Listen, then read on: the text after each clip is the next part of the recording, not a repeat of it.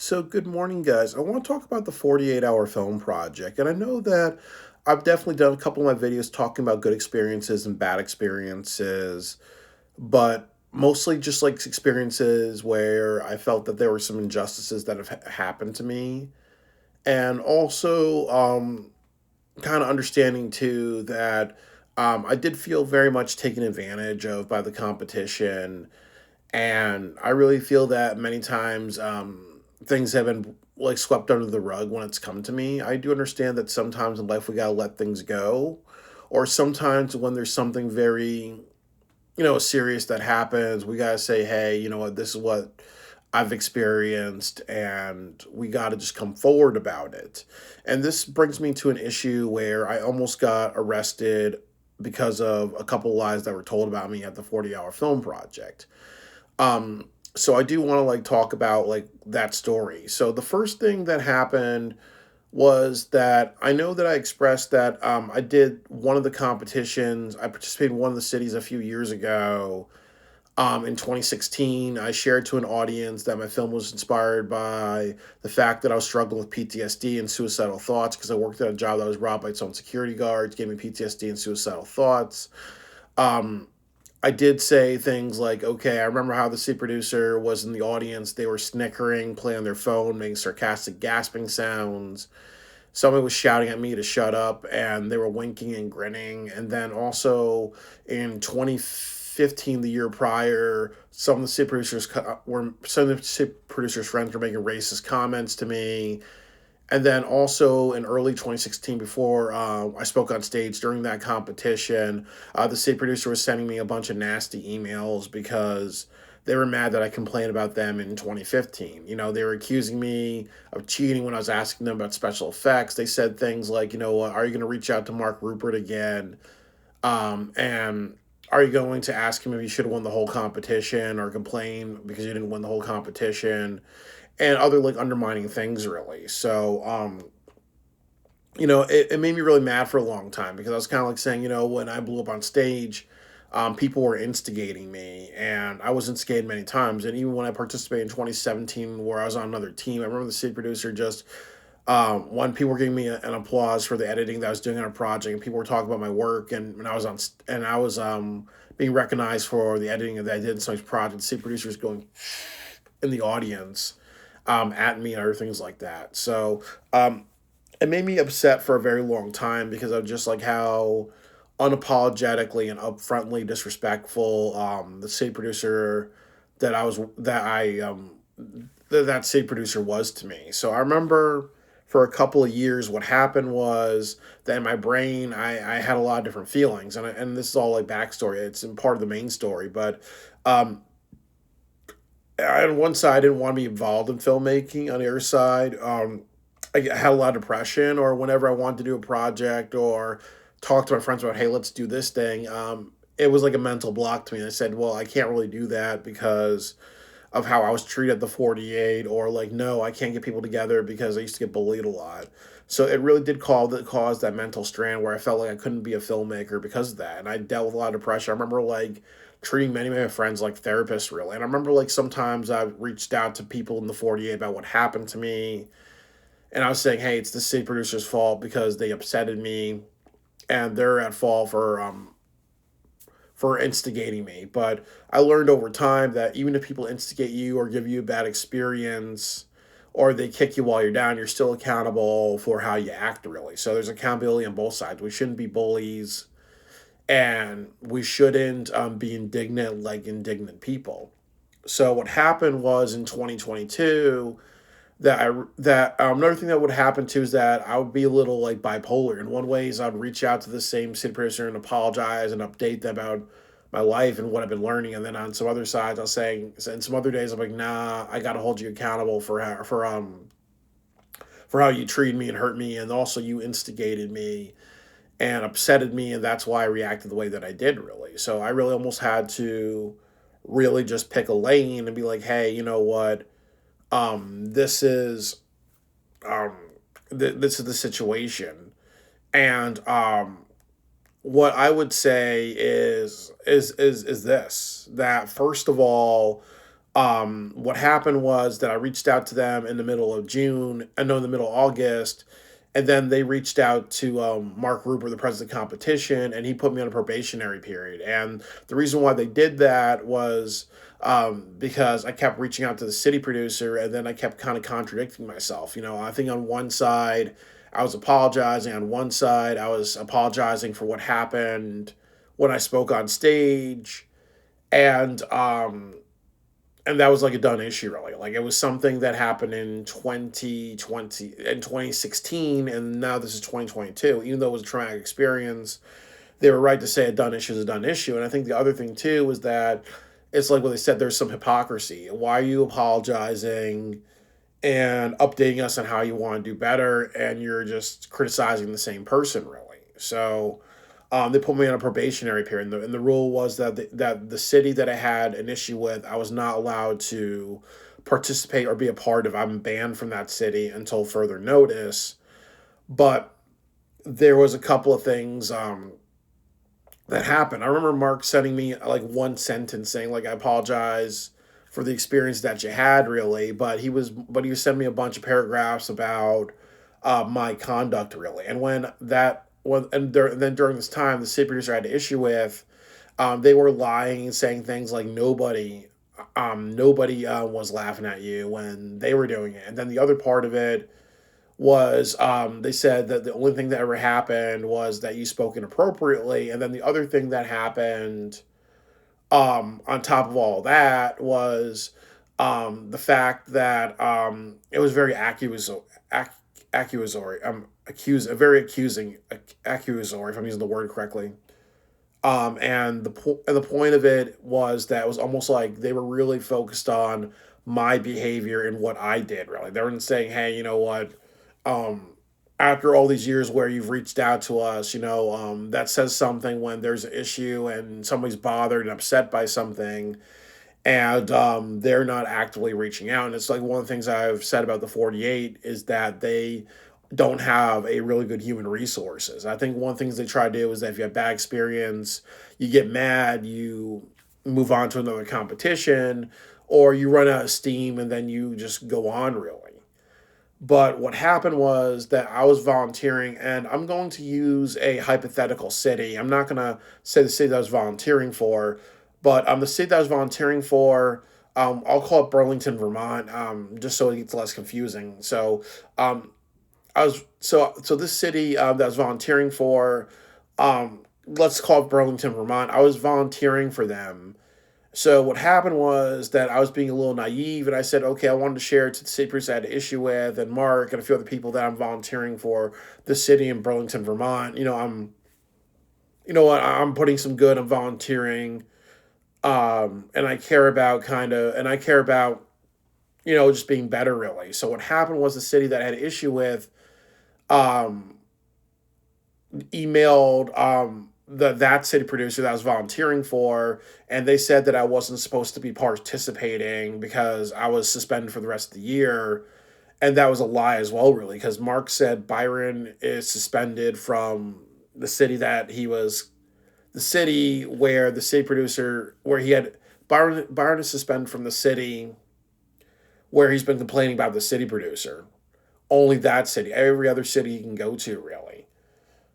So this city producer that I had an issue with was giving that person wrong information. So what happened was that the city producer who got the wrong information said a couple of things, like, you know what, I'm sorry, but I got to ban you from the event. I did not know that you were banned, and if you show up to my event, I will call the cops. It will be trespassing, and it will be seen as harassment against the 48-hour film project. So I remember um, seeing this for what it was, really. I really saw it as this city producer who I had an issue with. More than likely, she was not happy that Mark put me on a probation, saying, "Hey, you know what? You're just banned from the city you had an issue with, but not the other one." So more than likely, she was trying to come up with her own punishment. It's almost like if you went to school and the principal punished you, but then the teacher who you were misbehaving in their class says, "No, I'm going to give you my own punishment because I don't like what my boss gave you." which also kind of shows a level of disrespect to Mark Rupert, really. And then also the city producer I had an issue with said things like, you know what, um, that every city producer in the 48 is going to get an email about who I am and what I've been up to and my behavior. And they also said something like, you know what, maybe you shouldn't do the competition. You should let it go. And maybe the reason why you're doing all this is because you're actually a sore. This is paraphrased. You're actually a sore loser. The reason why you're playing against me is because you want to win the whole competition. And they also said something like, if you ever email me again, I will press charges against you. And they also would end their emails with like, I wish you well in your filmmaking. So it was not good in a lot of ways, really, because honestly, as I've kind of said, you know, imagine if I went to the event of the city that I was volunteering for and I was allowed to be there. And then what happened was that they got misinformation, and then I ended up getting arrested in front of other filmmakers. And then they found out, oh, well, it's a lie. It looks like, oh, well, you're throwing a black man in jail for crimes didn't commit. Or as some people would say, when I explained the story to some people, it was a way for the city producer that had an issue with to be vindictive. And it's also kind of like, you know, wake up and smell the coffee, really, about like how um, you know what, she talked to Mark about an issue. Mark made a decision, and then she ultimately lied to get me potentially into some very very serious trouble, including possibly volunteering for an event and then getting a false arrest. And that could have happened. It could have made the 48 look like, okay, you know what? There's city producers trying to put fake charges on people or lie to police to falsify charges. That's another thing. And then also it kind of says to myself, hey, isn't this what I've been talking about how this city producer instigate, they tell lies. At the film festival, they say things like they pull favors with Mark Rupert to give their event certain advantages. Isn't that kind of what I've been talking about how um, this city producer has a consistent issue of harassing me, of lying on me, of instigating me, saying things about how they abuse their power, or saying that they um, try to abuse the power. They try to like abuse Mark Rupert's power, and they play him or something like that, really. And then this is an example of all that happening, really. You know, so it does say something about like how Mark has no reaction to this. And then also the other part of it was that the city producer who was manipulated into banning me to their event, they found out, they apologized to me, and then they said they're going to reimburse my hotel. They never did that. And then also was another thing too, where that city producer who I had an issue with, um, again, you know, they never responded, they never apologized, and it was never looked at as, okay, well, you are you received vindictive behavior. And then also Mark even said something like, hey Byron, the emails that you've been getting between you and the city producer, that you've been having issue with, I'm sending all your emails to me. And then he kind of said it's a misunderstanding, when it wasn't a misunderstanding. It was ultimately the city producer being manipulative and trying to get me into a lot of trouble, really. And then there's a couple of things to talk about. I think the first thing that I would say is that it kind of shows what I've been saying about the 48 having bad human resources. It also says something about how little respect some state producers have for Mark, really, or like how sometimes he's not going to really care about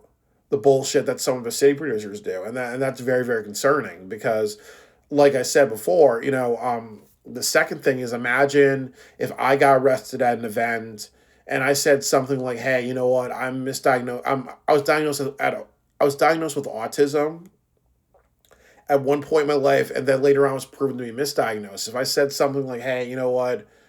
A psychiatrist diagnosed me with autism," so it says something that the first year in 2015, I did the 48. The city producer and her friends were making the city producer's friends that I had an issue with were making racist comments to me. Um, and they thought that they can get away with it. And people know that I'm socially awkward. And then also the city producer was instigating me at her event by saying whatever film Biden created when she read off nominations.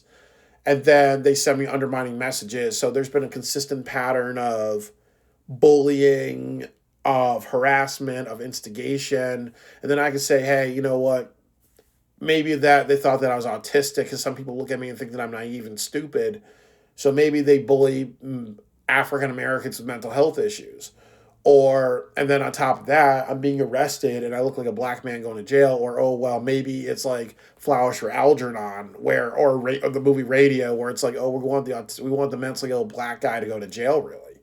Imagine how that would make the 48 look like a racist competition. Imagine if there's a room filled with white filmmakers, you see a guy volunteering, doing nothing wrong, and then the cops come, then I get arrested in front of everybody, and people are like, hey, you know, what's this really? And then I go public about what happened really. Like, this could have been something that could have been, and then this was also like maybe in 2022, as I said. Imagine, because there's a lot of like, talking about African Americans and racism, other issues. Imagine what that would have happened, what would have happened if that happened really, how bad of a look that would have been for the 48. And they said, oh, well, it's based on a lie. Or somebody saying, okay, well, your issues that the issues that you're on a probationary period, you can't participate in this city you had an issue with, but you can go to other cities and this person's getting the information wrong, and this person has a history of being vindictive. Really, it doesn't really feel like it's a misunderstanding or miscommunication. It feels like the city producer wants to give me one more bad experience, so I'm like, fuck the 48. I just don't care. I don't want to come back really. And then also say, hey, you know what, the issue is that, you know, you're a sore loser. If there's nothing wrong with this person. And then years later, they had to step down because they were doing, they were doing discrimination and workplace bullying at their state job. And Mark Rupert goes down to that state where that state producers that I have issue with gives them a Lifetime Achievement Award. And then also on top of that, the state producer has been on statewide television for discrimination and workplace bullying and extorting people out of money. Really, I understand. Like they say about the Epstein stuff that sometimes one of the reasons why people don't care who have power. Sometimes when people have power, they don't care about being exposed, or they don't care when they are exposed, because it's not, because these videos that I'm doing are not going to even get like over 10 views on YouTube, or I'm one person with an issue really, or like people have moved on really. So it's almost like they don't really care about how despicable this person is. But talking about the stories are very important, because it does say that, hey, the 48 as a competition that wants everybody to be involved, that wants to have a sense of community, it's definitely not like that for some people. And in my case, it was because of the color of my skin. And then it also was me having some mental health issues. They thought they could take advantage of me. And then the other part of it, I think in another way, was ultimately that, you know what, I was very naive as a filmmaker, and they're supposed to encourage people who are naive or new to filmmaking to have great experiences. Not like, okay, we want to fuck with you, or we think that you're stupid or retarded, or maybe you're naive and can be taken advantage of, or we can talk to you whatever type of way because we think that you're an idiot, really. It says something when a person experiences those things. And it also was sad in a way, too, because I talked about, possibly volunteering for other cities, or going to the New York City competition, being like, hey, you know what if I rented out a helicopter and I was taking like, maybe a Sony camera with a telephoto lens, and I was recording like, New York City from a helicopter and other things like that. And I was like saying, okay, I'm going to put this in a trailer, or I'm going to go to other cities like Philadelphia. I'm going to do trailers, and I'm going to do like travel videos and be like, okay, I'm Philadelphia 40. I'm going to capture like the Liberty Bell and some other sites. It's like try to do travel videos or hype up the competition, or volunteer and do hype videos. So that's another thing too. When I wanted to be involved or do like a return to it, but then this thing happens, and it's like, why would I do that really? Because I rented a hotel room. I'm just sitting around in the city where I was going to volunteer for, because I was banned from the event when I was banned from the event, and then I got unbanned when the competition was, let's say, was over, and then even that state producer that I had that got the wrong information, she banned me on Facebook. She blocked me on Facebook, and then she unblocked me. And then the other part of it was that from now on she doesn't let me volunteer. She like has her own friends or other people do it really, and I understand too because I was associated with the controversy. But then it's almost like why should I participate in the 48? I can't participate anymore because more than likely they're gonna be like, okay, well, because this city producer who doesn't participate anymore, she's kind of like um, and she kind of is friends with a lot of people. She can easily say, "Hey, Byron's participating. I'm gonna have a conversation with the city producer. He's gonna lose. He's gonna be a jobber. Oh, or you know what? I want to give him a hard time, or I'm gonna talk to other my friends so he can't participate in teams. They're gonna kick him off or whatever. Really, and they have no problem doing that. And it kind of goes down to what I said about the 48. Unfortunately, that they'll blackball certain people really. And sometimes, as I said, with my situation, with the fact that I was harassed, I was racially harassed, that I was almost arrested, and other things like that. It's unfortunate that I got to deal with all that crap, really. But it's good that I'm telling the story because it says, hey, you know what? As this competition was meant for everybody and was supposed to be for everybody, I got bad treatment, and that's not right. That I experienced that, but it says something that I'm coming forward.